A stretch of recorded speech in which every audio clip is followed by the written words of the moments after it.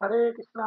तो आज आप सभी का स्वागत है आज की भगवत गीता कक्षा में।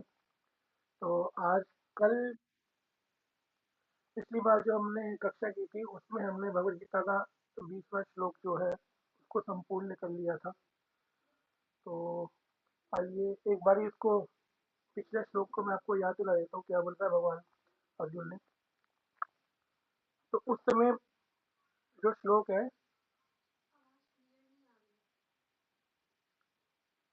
श्लोक में जो बताया गया कि उस समय हनुमान से अंकित ध्वजा लगे रथ पर आसीन पांडु पुत्र अपना धनुष उठाकर तीर चलाने के लिए उद्यत हुए। हे राजन, धृतराष्ट्र के पुत्रों को व्यू में खड़ा देखकर अर्जुन ने श्री कृष्ण से ये वचन कहे। अर्जुन ने बोला था इस बात का कि अब मैंने पिछली बार ही बताया था कि ये कपि ध्वज जो आया ये कैसे आया। कपि ध्वज मतलब क्या, हनुमान जी का जो है ध्वज वो कैसे आया इसमें। तो वो मैंने पिछले श्लोक में पूरा बताया था कि कैसे आया। अब आज का 21वां श्लोक जो है और 22 श्लोक ये दोनों एक साथ हैं जो अर्जुन ने कहे। तो मैं श्लोक पढ़ देता हूँ और उसके बाद मैं स्क्रीन शेयर कर दूंगा। तो उसका जो है अनुवाद कंचन पढ़ देगी।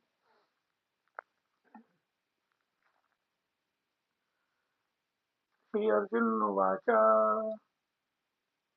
सैन्योऽव्योमधेरथं स्थापयामि अच्युता यत्वा एतानि रक्षय अहं युद्धे कामना अवस्थीनान् मया सह युद्धवयम् अस्मिन् रणसमुद्यमे। तो इसका जो बोला गया था, अनुवाद बोला गया, एक बार पहले इसको दोबारा रिपीट कर लेते हैं। इस श्लोक को कम से कम 2 बार, वैसे तो 3 बार करना चाहिए श्लोक को रिपीट, पर हम 2 ही, हमारे समय की थोड़ा अभाव है तो 2 बार करेंगे। श्री अर्जुन वाच।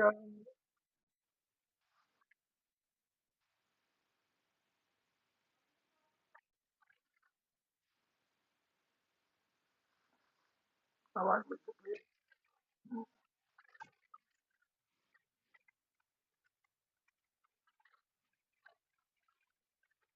कोई बात नहीं, नेटवर्क कनेक्शन होगी थोड़ी सी, हो सकता है। तो बोलते हैं दोबारा, श्लोक का दोबारा उच्चारण करेंगे।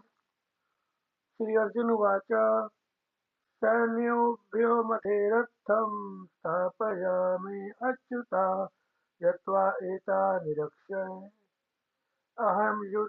अयं युद्धकामना अविस्थानान् च मया सह युद्धवयम् अस्मिन् रणसमुद्यमे। तो इसमें अर्जुन कह रहे हैं कि हे अच्युत, कृपया करके मेरा रथ दोनों सेनाओं के बीच ले चले, जिसमें मैं यह उपस्थित युद्ध की अभिलाषा रखने वाले को और शस्त्रों की महान परीक्षा में जिससे मुझे संघर्ष करना है मैं उन्हें देख सकूं। तो इसमें अर्जुन बता रहे हैं कि मेरे को कृष्ण जी को बोल रहे हैं कि अब मेरे को उन दोनों जो है एकदम बीच में ले चलो, दोनों सेनाओं के बीच में ले चलो, ताकि मैं देख सकूं कि कौन कौन आया है युद्ध करने के लिए, मेरे यहाँ से कौन आया है और उनके वहां से कौन कौन आया हुआ है। तो मैं स्क्रीन शेयर कर देता हूँ, अनुवाद जो है कंचन पड़ेगी।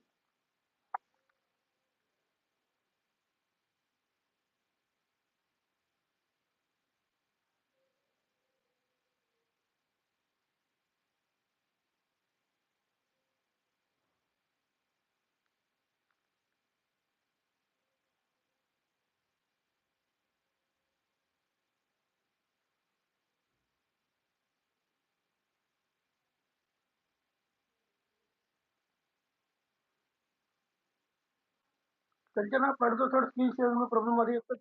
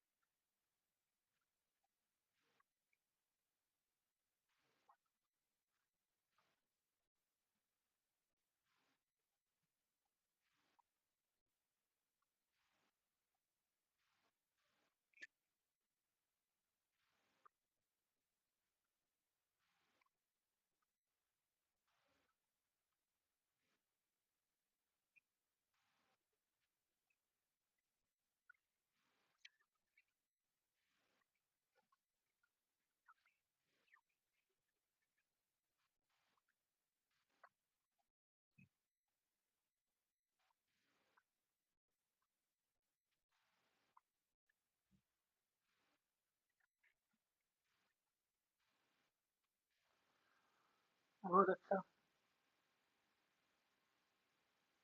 तो इस श्लोक में थोड़ा सा चर्चा कर लेते हैं हम।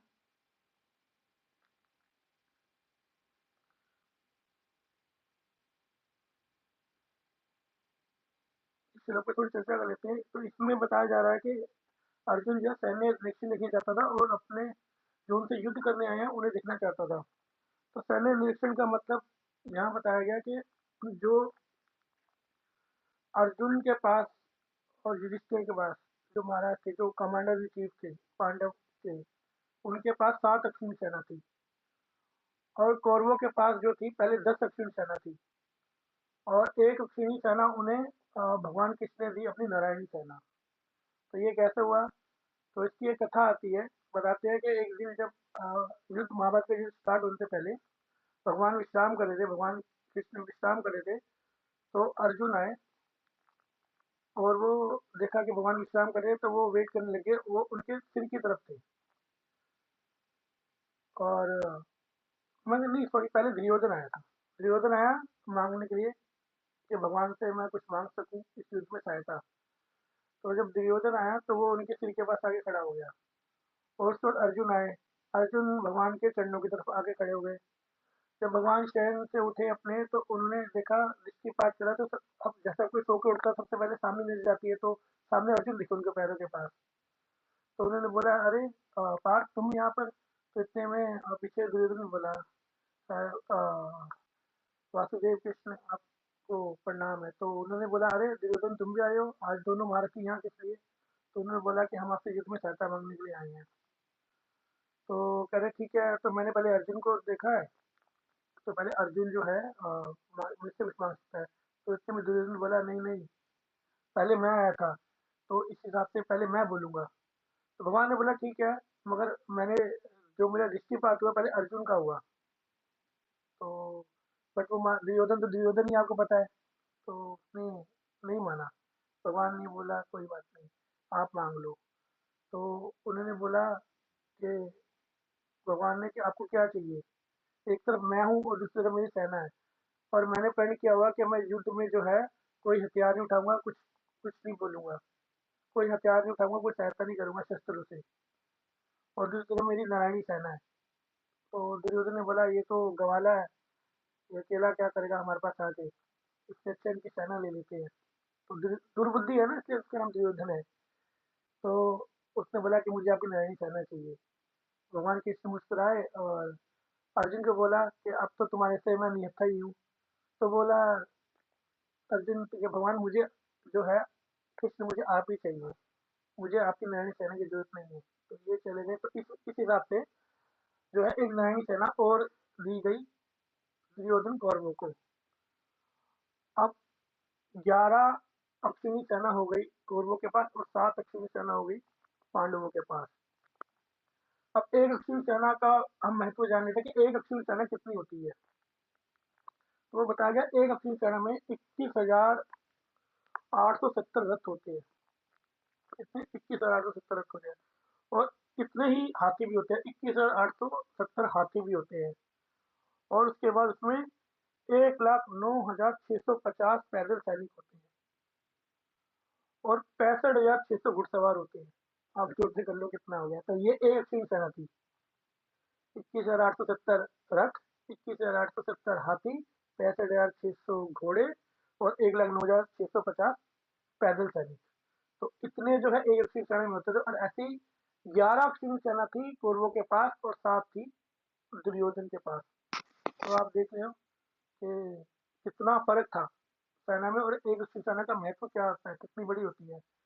तो ये पहले के ज़माने में ऐसे ही होता था अश्विनी सेना का। तो अब इस अश्विनी सेना से युद्ध करने के लिए जो है अर्जुन देख रहे हैं सामने ना कि ये क्या हो रहा है। तो अब जो है इसमें बताया गया, इसमें बहुत बहुत रथी थे, महारथी थे। महारथी का अर्थ ही बताया गया ना कि रथी और महारथी कौन होते हैं। तो रथी और महारथी, जैसे कि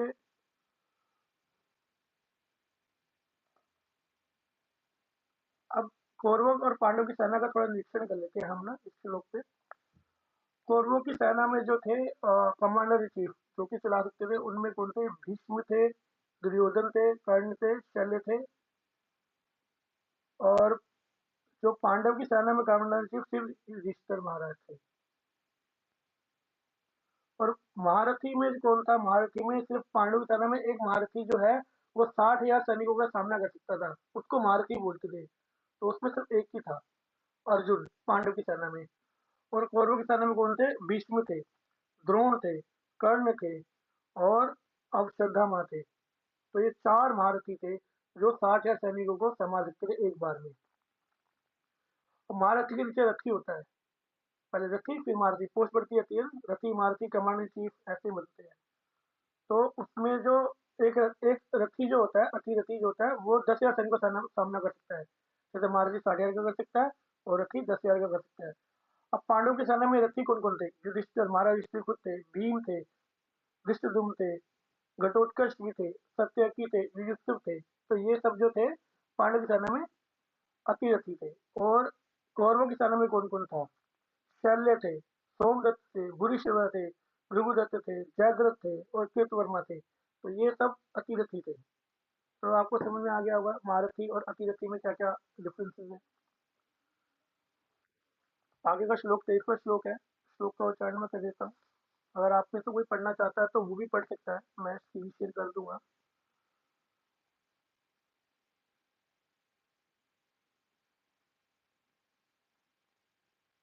तो 23वां श्लोक बोला, योत्समानाना अवेक्ष्य अयम् येते अत्र समागता धृतराष्ट्रय दुर्बुद्धे युद्धप्रिय चिकित्सर्ष्य। दोबारा उच्चारण कर लेते हैं। योत्समानानाम् अवेक्ष्य अहम् ये ते अत्र समागता धृतराष्ट्रय दुर्बुद्धे युद्धे प्रिय चिकीर्ष। तो अनुवाद इसका बताएगा, मुझे उन लोगों को देखने दीजिए जो यहाँ धृतराष्ट्र के दुर्बुद्धि पुत्र दुर्योधन को प्रसन्न करने की इच्छा से लड़ने के लिए आए हुए हैं।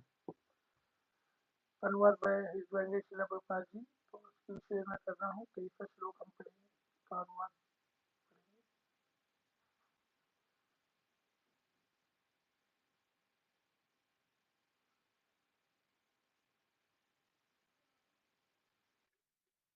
पढ़ेंगे। एक मिनट में स्क्रीन शेयर कर दूँ।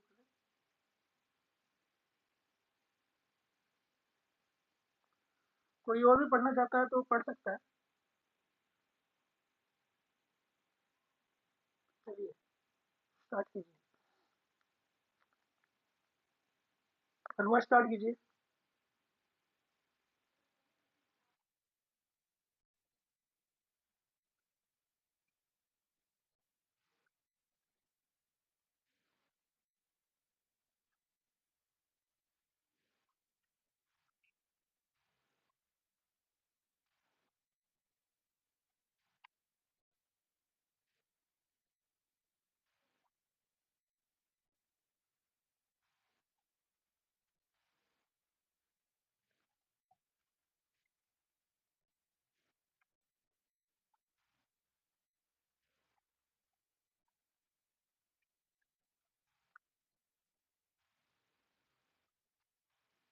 बहुत सुंदर अनुवाद।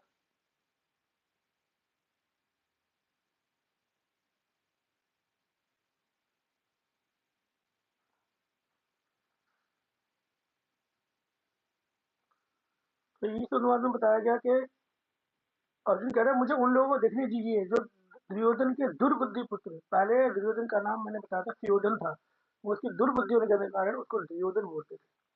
तो दुर्योधन को प्रसन्न करने की इच्छा से लड़ने के लिए आए हुए हैं। वो देखा जाता है कि दुर्योधन के साथ कौन कौन आया हुआ है लड़ने के लिए। तो ये बताया गया इसमें। अब भगवान जो है अर्जुन का रथ खींच रहे हैं। आपने देखा कि मालिक जो संसार ब्रह्मांड, जो ब्रह्मांड को पूरे चलाते हैं, वो एक रथ चला रहे हैं, और वो भी किसका? अपने भक्त का। अर्जुन भगवान का बहुत बड़ा भक्त था, उसने पूर्ण शरणागति की थी। तो अब भगवान का बहुत बड़ा भक्त था। आपको पता है जब रथ चलाते हैं तो कैसे उसको टर्न करते हैं, कैसे उसको राइट लेफ्ट करते हैं। तो उसके लिए क्या करना पड़ता है? अर्जुन जो है पीछे बैठे हुए थे और भगवान उनका रथ खींच रहे थे। अब जैसे सीधे हाथ को मुड़ना है तो कमर पे सीधा पैर मारना पड़ता था, और अगर उल्टे हाथ को मुड़ना है तो उल्टा उल्टी कमर की तरफ पैर मारना पड़ता था। और अगर ब्रेक लगानी है, रोकना है उसको, तो पूरी पीठ पे पैर लगाना पड़ता था। अब देखो जो भगवान है ना, उनकी पीठ पे जो है अर्जुन पैर लगा रहे हैं कमर के, कभी सीधी तरफ, कभी बाई तरफ, कभी बीच में। तो ये सब कैसे हो गया? क्या आप भगवान को कोई पैर लगा सकते हो? हालांकि वो लीला चल रही थी, अर्जुन को ज्ञान नहीं था, बाद में ज्ञान हुआ भगवान का। मगर भगवान को तो पता था मैं भगवान हूँ। अब उन्होंने कैसे सहन कर लिया इस बात को? क्योंकि भगवान जो है अर्जुन के बहुत अर्जुन को बहुत प्यार करते थे। पूर्व जन्म में वो नर और नारायण थे, बताया गया। और वो उन्होंने तो बहुत तपस्या की नर नर और नारायण पर्वत पे, पूर्व जन्म में। भगवान को तो पूरे जन्म याद रहते हैं अपने, को अर्जुन को याद नहीं है। वो पूर्व जन्म से ही भगवान का बहुत बड़ा भक्त है, इसलिए भगवान ने वो स्वीकार किया सब कुछ। भगवान जो है बिक जाते हैं, एक भक्त के हाथों जो है भगवान बिक जाते हैं। एक कथा आती है बहुत अच्छी, तो मैं आपको सुनाना चाहूंगा कि एक बार ना एक राजा था, बहुत बड़े राजा थे। वो राजा ना, उनका जन्मदिन था, और उनके जन्मदिन पर सब गांव वाले जो है राजा के को बधाई देने के लिए आए हुए थे। उन्होंने कहा, राजा राजा जी आपको जन्मदिन की बधाई हो, बधाई हो। तो राजा बड़ा प्रसन्न हुआ, तो उन्होंने बोला कि क्या चाहिए आपको आज के दिन, बोलिए मैं सब कुछ दूंगा, मैं राजा हूँ यहाँ का। और वो राजा जो है अपनी प्रजा का बहुत ख्याल रखता था, पुत्रों की तरह ख्याल रखता था। तो पहला आया, बोला कि महाराज मुझे जो है घर चाहिए, मेरे पास घर नहीं है रहने के लिए। बोला ठीक है, इसको जो है घर दे दो। दूसरा आया, बोला भगवान मुझे बहुत सारा धन चाहिए। बोला ठीक है, इसको जो है धन दे दो। तो तीसरा आया, बोला अब तुम्हें क्या चाहिए? बोले मेरे पास ना खाने के लिए भोजन नहीं है, मुझे भोजन चाहिए। तो बोला इसको भोजन दो। ऐसे करते करते करते करते जो है शाम हो गई, राजा ने सबकी इच्छाओं को पूर्ण किया। राजा बहुत थक गए, बोला अब तो सब संतुष्ट हो गए। तो राजा जो है अपने महल में चला गया, कक्ष में विश्राम करने के लिए। विश्राम करने बैठेगा, देखा उसने अपनी बालकनी से, मतलब अपने घर की, घर से बाहर देखा तो एक अभी भी खड़ा हुआ था, भक्त कोई उनका प्रजा का। तो उन्होंने बोला कि भाई क्यों खड़े हो तुम? सैनिक को बोला जाके पूछ के आओ। बोला मुझे महाराज से मिलना है। कह रहा भैया मांगने का वक्त तो खत्म हो गया, राजा सुबह से मांग दे ही तो रहे सबको, अब तो खत्म हो गया। बोला मुझे कुछ मांगना नहीं है, मुझे सिर्फ राजा से बात करनी है। तो सैनिक ने बोला, राजा बोला ठीक है चला जाएगा, अपने आप छोड़ो, अब तो बहुत रात हो गई है। राजा जी सो गए। सुबह उठे तो वो वहीं खड़ा हुआ था। बोला ये तो भी खड़ा हुआ है। सैनिक को दोबारा बजा, बोला बोलो भाई तुम्हें क्या चाहिए, बताओ तो सही। कह रहा मुझे राजा से ही मिलना है, सिर्फ मुझे कुछ चाहिए नहीं है। तो राजा आए नीचे, बोला बोलो मैं आ गया, अब बताओ तुम्हें क्या चाहिए? क्या राजा मुझे कुछ चाहिए नहीं। कह रहा तो फिर क्यों खड़े हो? कह रहा क्योंकि जो मेरे को चाहिए वो आप दे नहीं पाओगे। कह रहा अरे हम इतने बड़े राजा है, पूरा हमारे पास स्वामित्व है पूरे इस राज्य का, धन दौलत शौहरत सब कुछ है, क्या चाहिए तुम बोलो, मैं राजा हूँ यहाँ का। बोला आप पक्का दोगे? बोले राजा का वचन है, सिर कटा सकते हैं मगर सिर झुका सकते नहीं है, हमारा वचन है। जैसे रामचंद्र जी का वचन था, ऐसे हम आपको वचन देते हैं, आप जो मांगोगे हम आपको देंगे। बोला ठीक है राजा, मुझे आपकी मित्रता चाहिए। बोले बस इतनी सी बात, लो हो गया, आज से हम तुम्हारे मित्र हैं। तो बोला पक्का ना? अरे अरे बोल तो दिया, हमारे मित्र हो गए। कहते अच्छा ठीक है, तो ठीक है आप तो हमारे मित्र बन गया। राजा जी को बोला तो कल हमारे घर भोजन पे आइए। बोला हाँ हाँ मित्र का घर है, भोजन पे क्यों नहीं आएंगे, जरूर आएंगे। तो बोला, मंत्री बोला राजा जी क्या कर रहे हैं, इसके घर जाओगे, ये तो बहुत गरीब है, उसके बाद तो घर भी नहीं है। बोला घर नहीं है? तो राजा को तो पता ही नहीं गरीबी का मतलब, तो वो तो अपने महल में रहता है।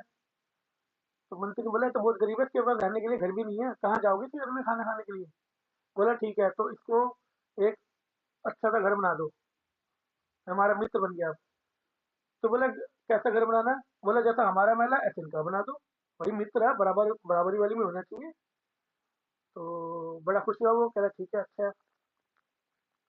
तो कहते ठीक है, तो अब आप आओगे घर पे तो एक दिन जो है प्रसाद पाना पूरा। तो बोले ठीक है, प्रसाद पालेंगे आपके घर में। तो फिर मंत्री बोले, अरे क्या कर रहे हो, क्या खाओगे राजा जी आप वहाँ पे? कह रहे हो क्यों? कह रहे ये तो आटा में पानी मिला के खाते हैं, इतना गरीब है ये। कहते अच्छा। तो कह रहा ठीक है, इनके यहाँ बावर्ची भिजवा दो और 56 भोग जो हम खाते हैं वो दे दो। अब वो मंत्री कंफ्यूज हो गया, कह रहा इतना? कह रहा, ठीक है। तो कह रहा ठीक है राजा जी। मित्र बोला, राजा जी आपने सब कुछ कर दिया, वो तो आपका एहसान है, तो कल मैं आपको लेने आता हूँ, रिसीव करने। कैसे? तो बोला ठीक है। बोले राजा क्या कर रहे हो, क्या कैसे जाओगे? अरे इसके बाद तो गधा है गधा, और आप राजा हो, महल में रहने वाले हो, रथों में चढ़ने वाले हो, ये गधे पे लेने आएगा आपको? कह रहे गधे पे जाओगे आप, राजा की इज्जत क्या रह जाएगी? कहते बोले अच्छा। बोले ठीक है, इसको रथ भी दे दो एक, जैसा हमारा था ऐसा ही रथ दे दो। तो बोले ठीक है।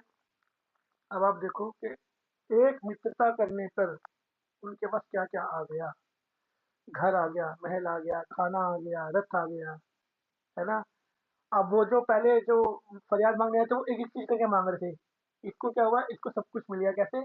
मित्रता कर दी। यही हम करते हैं, है ना? जब जन्माष्टमी होते हैं, हम कहते हैं अरे भगवान आपका जन्मदिन है, आपको जन्मदिन की बहुत बहुत बधाई, भगवान मेरी इच्छा पूरी कर दो, मुझे घर दे दो, मुझे बंगला दे दो, एक प्रमोशन तो दे दो, 3-4 हजार का एक प्रमोशन तो दे दो कम से कम।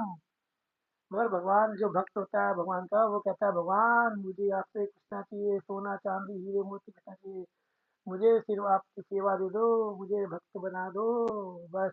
मुझे आपकी मित्रता दे दो, मुझे अपना दास बना दो। एक दास्यता के हिसाब से सब कुछ आ गया। उसका जीता जाता उदाहरण है सुदामा जी। सुदामा जी तो देखिए उनके घर कुछ भी नहीं था, है ना? और भगवान ने उनको, जब उनके पास, भगवान के पास क्या लेके गए थे, सिर्फ चावल लेके गए थे। चावल, तंदुल कहते हैं उसको संस्कृत में, तंदुल। वो 3 तरह के थे, काला, भूरा और सफेद। 3 घर से मांगे, अलग अलग घर के घर से मांगे हुए थे, और वही दिए उनको। तो भगवान ने बदले में क्या दिया? अपने जब घर पहुंचे तो बोला, भगवान विश्वकर्मा को बोले जैसे मेरी द्वारकापुरी है ना, ऐसे इनकी सुगमापुरी बना दो। अब देखा एक, इसलिए हमें भगवान से कुछ मांगना नहीं चाहिए, भगवान से मित्रता मांगनी चाहिए, भगवान से दास्यता मांगनी चाहिए, भगवान से सेवा मांगनी चाहिए। तो एक मित्रता से हमें क्या क्या मिल सकता है? तो इसलिए कहते हैं कि भगवान जो है भक्त के हाथों बिक जाते हैं। तो ये बहुत अच्छी एक स्टोरी थी। अब मीटिंग तो जो है हमारी कक्षा को 10 मिनट रह गए हैं, तो आप प्लीज दोबारा जब खत्म हो जाएगी ऑटोमेटिक तो रीज्वाइन कर लेना प्लीज। अगला श्लोक पढ़ेंगे। कंचन पढ़ लो तो अगला श्लोक अगर आप पढ़ सकते हो तो। नेक्स्ट श्लोक पढ़िए, मैं स्क्रीन से करता हूँ। श्लोक नंबर है 24। संजय उवाच।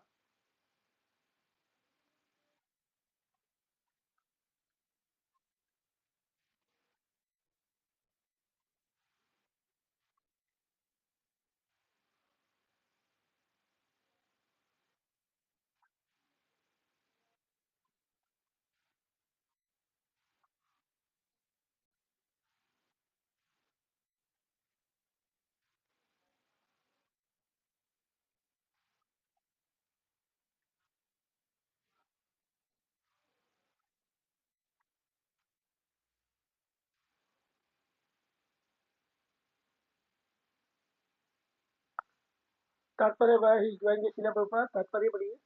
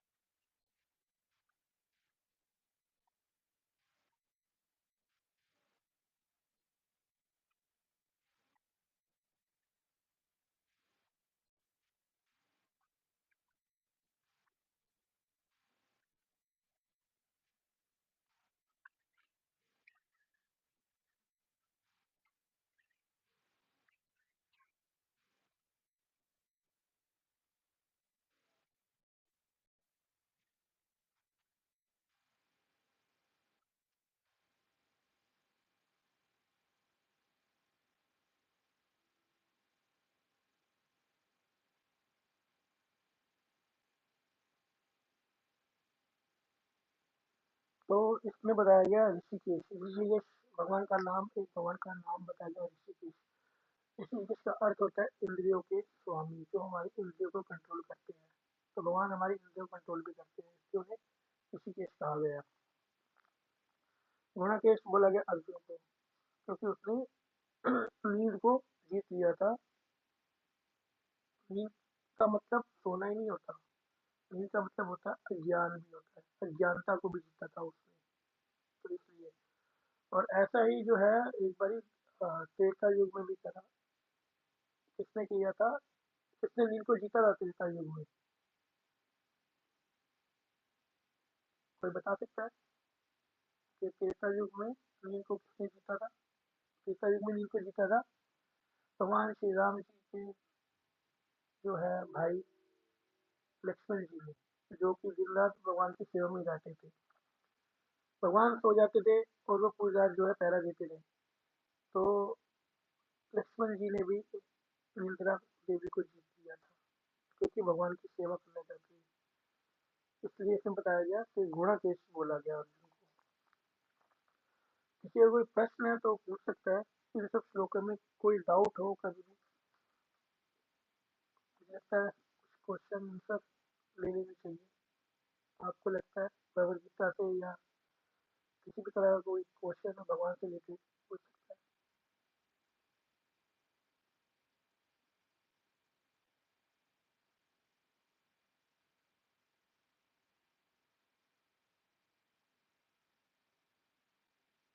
किसी ने, हाँ, कोई हाथ उठा के पूछ सकता है, हाथ उठा सकते हैं अपना।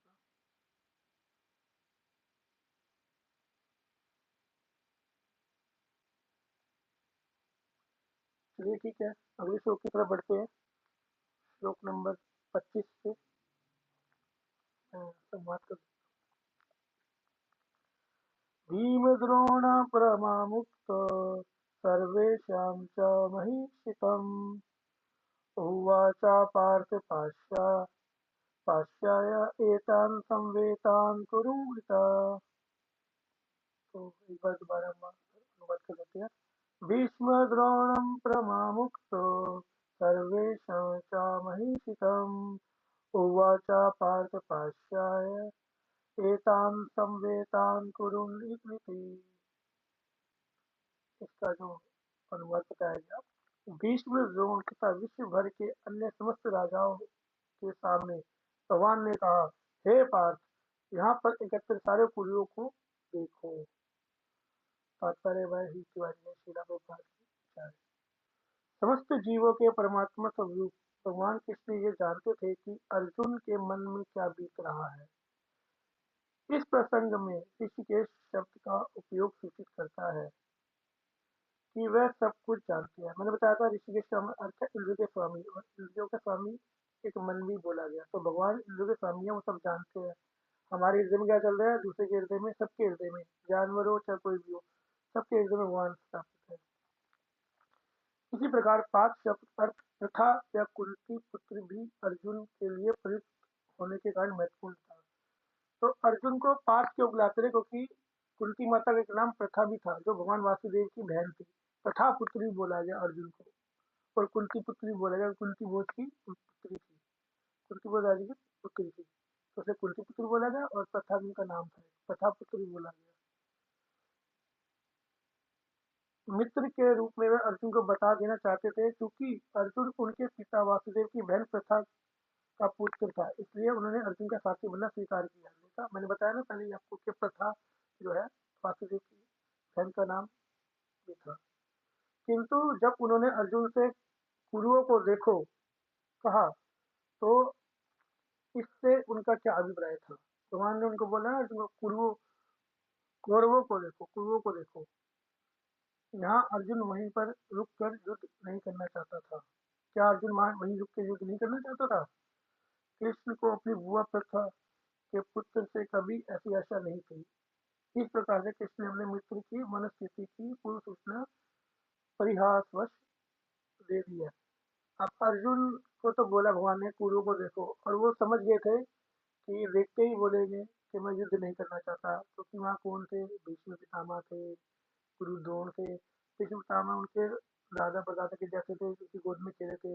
गुरु द्रोण जो है उनके जो है गुरु थे। उनका गुरु भाई था, अश्वत्थामा था। और दुर्योधन के 99 भाई थे जो कि उनके भी कजन लगते हैं। तो ऐसे बहुत सारे जो है उनके परिवार वाले भी वहाँ थे, इसलिए भगवान को अंदर से पता था कि अर्जुन जो है इसको मना कर देगा। तो भगवान को पहले ही इसका आभास हो गया था, क्योंकि वो इंद्रों के स्वामी है, उनको सब जानते हैं मेरे मन में क्या है, आपके मन में क्या है। तो इस वजह से ये सब आगे है 26 नंबर श्लोक। अ, मुझे लगता है कि समय हो गया है इसका खत्म होने का। तो एक बार दोबारा लॉगिन कर सकते हैं जब तक आप स्पष्ट समझ लो, क्योंकि बीच में मैं पढ़ूंगा, संवाद पढ़ेंगे तो बीच में से कट हो जाएगी ये। तो अगर कोई पढ़ना चाहता है, कुछ बोलना चाहता है, बोल सकता है। कंचन आप सबसे पूछो कैसा लग रहा है।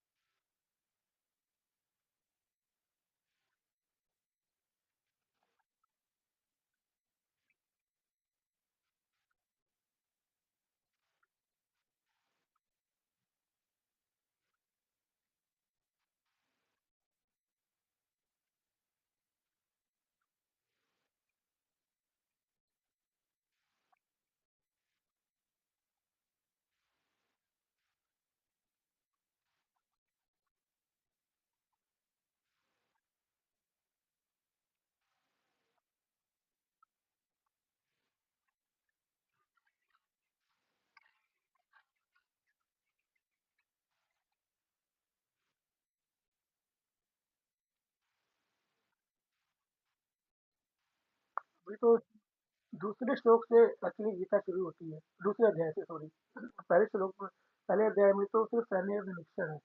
भगवान ने जो गीता, अभी गीता स्टार्ट ही हुई है, भगवान ने जो गीता बोली है वो बोली है दूसरे अध्याय से, जिसमें भगवान ने आत्मा का ज्ञान दिया है।